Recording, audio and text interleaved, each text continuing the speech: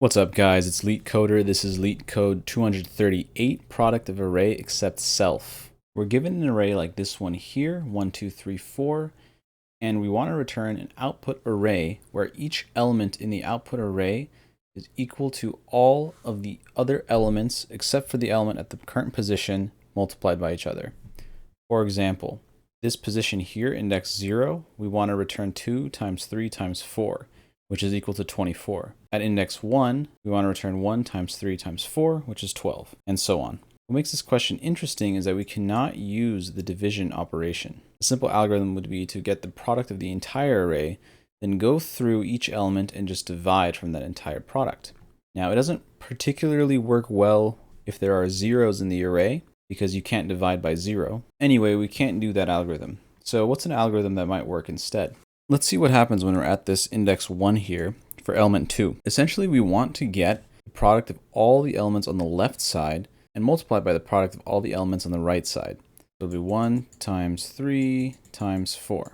Now, a simple way to do that would be to just loop through the entire array and multiply all the elements except for itself. The problem with doing that is that that's an O of n operation. And if we do that n times, we're going to get an O of n squared algorithm. So instead of doing that multiplication every single iteration, we actually want to store the result of the multiplication into some kind of data structure. So we're going to have this left array here, and we're going to start out from the left part of the array.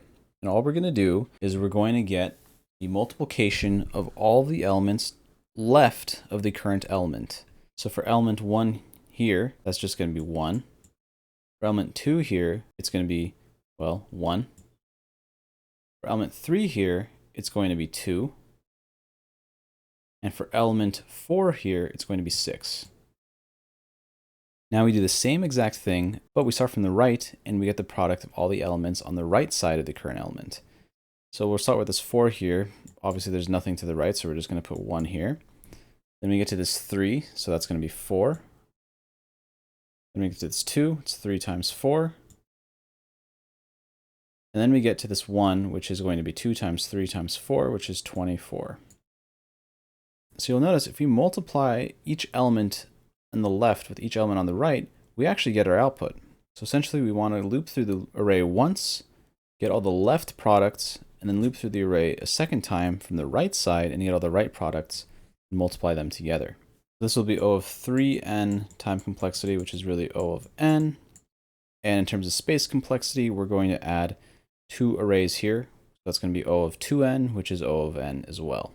There's a way to improve the space complexity and to make it O of 1. And that is, instead of having a left and right array like this, we actually just have an output array and we put all the information into that output array immediately. That's a little more complicated, so we'll explore that algorithm after we code the left and right portion. So before we get to the code, if you found this helpful so far, please give a like and a subscribe because it really helps the YouTube algorithm. And with that said, let's get to the code. First, let's define the length of the nums array as a variable, just because we're going to use that a lot. Then we'll define our output array. And this syntax here just means it's going to be length of nums, and all the elements are going to be 1. And we'll do the same thing for left. We'll do the same thing for right. Okay, so now let's do our left loop. So for I in range 1, because we want to actually skip the first element all the way to the length of nums. So first let's get our left num, which is going to be nums at I minus 1. And then left at I is equal to the left nums times left at I minus 1. So essentially it's the product of the left number and all the elements before it. Now we're going to do the same thing for the right, which is a little trickier because we have to loop backwards.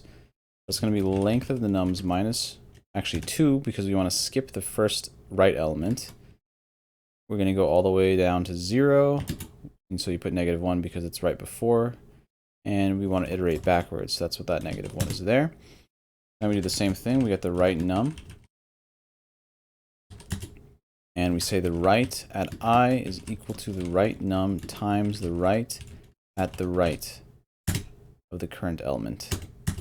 now we have our two arrays, left and right, and all we have to do is do a loop and multiply all the elements together. So that's going to be for I in range length of nums. Output at I is equal to left at I times right at I. And we just return output at the end. All right, we passed both test cases, so let's submit. And that's it. Okay, now let's simplify this a little bit and use less space complexity. So we're going to use only ov1 space complexity, where the output space complexity doesn't count. So let's get rid of our left and right arrays here. And the left iteration is actually going to be just the same thing, but we replace left with output. Okay. And we don't need this final loop here, so we can get rid of that. And this right loop is the trickiest part. So first thing, we want to have another variable called right product. And this represents the product of the right side. And let's get rid of the inside of this loop.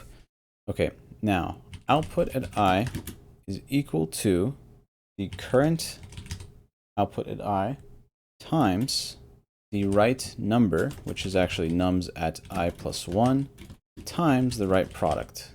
Now we have to actually multiply right product by itself and nums at I plus 1 for the next iteration. And that's it. And we can see that we actually used less memory here by not having those two extra arrays. So really all we did is, instead of storing an array for the right, we just store a variable for the right product. And that's it. Remember to hit that like button and subscribe button if you found this video helpful, and I'll see you next time.